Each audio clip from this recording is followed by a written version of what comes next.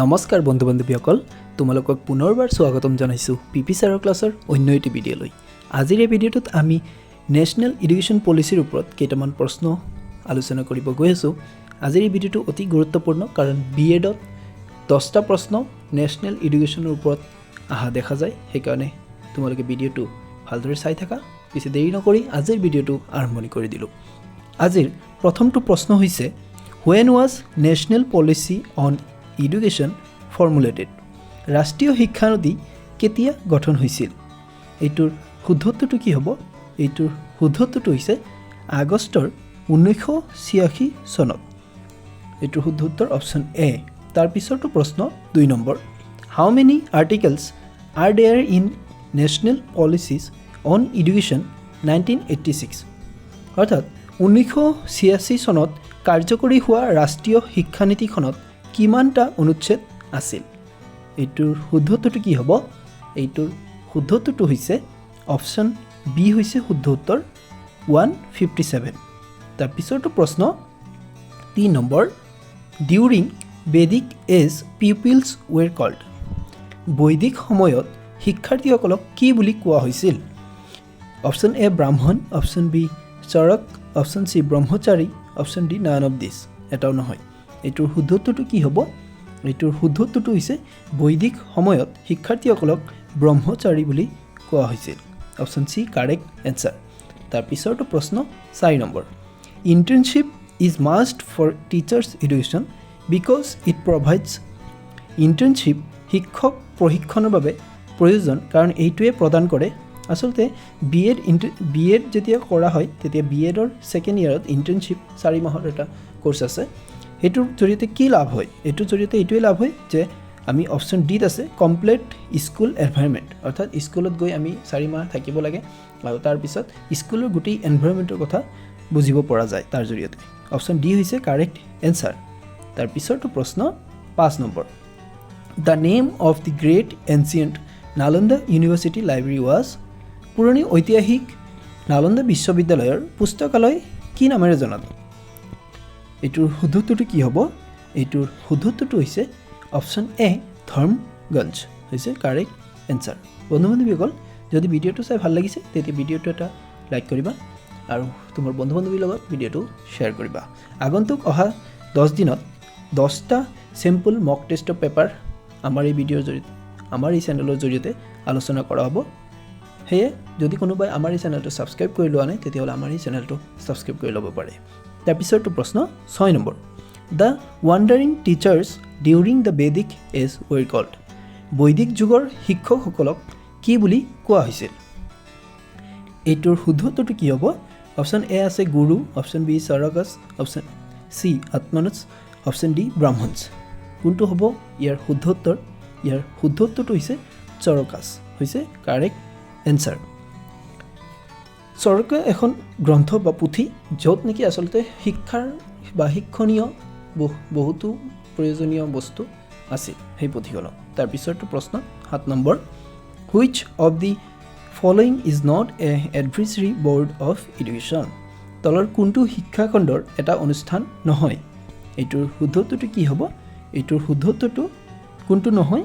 এইটো option C হৈছে correct answer, HRD নহয়। তাৰপিছৰটো প্ৰশ্ন 8 number, higher education was during Vedic period in? তলৰ কোনটো অনুষ্ঠানত বৈদিক যুগত উচ্চ শিক্ষা গ্ৰহণ কৰিব পাৰিছিল? কোনটো অনুষ্ঠানত উচ্চ শিক্ষা গ্ৰহণ কৰিব পাৰিছিল সুধিছে। এইটোৰ শুদ্ধত্বটো কি হ'ব? অপশ্যন এ আছে Shakhas, option B Charanas, option C gurukul, option D all of the above, অৰ্থাৎ আটাইকেইটাত। শুদ্ধত্বটো কি হ'ব? শুদ্ধত্বটো হৈছে অপশ্যন ডি, অৰ্থাৎ আটাইবোৰতে। তাৰপিছৰটো প্ৰশ্ন, at the time of independence how many universities are there? স্বাধীনতাৰ সময়ত ভাৰতত কিমানটা বিশ্ববিদ্যালয় আছিল? এইটো সুধিছে। এইটোৰ শুদ্ধত্বটো কি হ'ব? এইটোৰ শুদ্ধত্বটো হৈছে অপশ্যন এ 15খন হৈছে কাৰেক্ট এনচাৰ। তাৰপিছৰটো প্ৰশ্ন 10 number, what was the medium of education in Vedic period? বৈদিক যুগত শিক্ষাৰ মাধ্যম কি ভাষা আছিল? অৰ্থাৎ আমি বৰ্তমান অসমীয়া মাধ্যমত পঢ়িব পাৰোঁ বা ইংৰাজী মাধ্যমত পঢ়িব পাৰোঁ অসমত, তেতিয়া এইটোও দিছে বৈদিক যুগত আচলতে কি আছিল শিক্ষাৰ মাধ্যম। সেইটো শুদ্ধত্বটো কি হ'ব?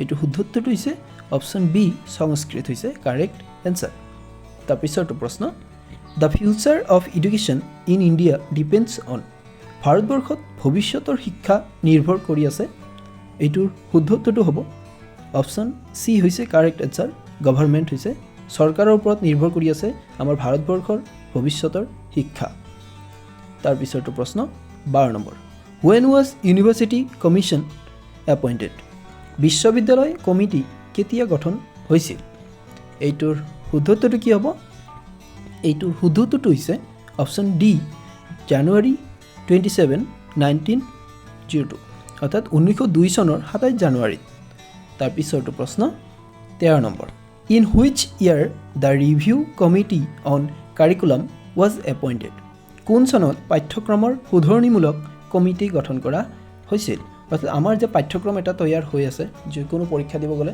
পাঠ্যক্ৰম বুলি ক'লে আচলতে চিলেবাছৰ কথাই বুজিব পাৰি যে চিলেবাছটো আচলতে ঠিক হৈছে নে নাই বা সেই পৰীক্ষাৰ কাৰণে যোগ্য হৈছে নে নাই বা সেইটো কোৰ্চৰ কাৰণে যোগ্য হৈছে নে নাই সেইটো আকৌ শুধৰণিমূলক কাম কাজ কৰা হয় চোৱা যায় সেইটো গঠন সেই কমিটিটো আচলতে কোন চনত গঠন কৰা হৈছে এইটো দিছে এইটোৰ শুদ্ধ উত্তৰটো হ'ব অপশ্যন এ হৈছে কাৰেক্ট এনচাৰ 1976 তাৰপিছৰটো প্ৰশ্ন 14 নম্বৰ সংখ্যা theory of education is known as শিক্ষাৰ সংখ্যানীতি মানে কি এইটোৰ শুদ্ধ উত্তৰটো হৈছে অপশ্যন বি প্ৰকৃতি পৰিণামা বাধা সেইটো হৈছে শুদ্ধ উত্তৰ তাৰপিছৰটো প্ৰশ্ন 15 number NEP documents consist of NEPৰ নথি কিমান ভাগত বিভক্ত এইটো এটা ইম্পৰ্টেণ্ট প্ৰশ্ন NEPৰ ফুল ফৰ্মটো হৈছে নেশ্যনেল এডুকেশ্যন পলিচি এইটোৰ কিমানটা ভাগত বিভক্ত হৈ আছে এইটোৰ শুদ্ধ উত্তৰটো হৈছে অপশ্যন চি হৈছে কাৰেক্ট এনচাৰ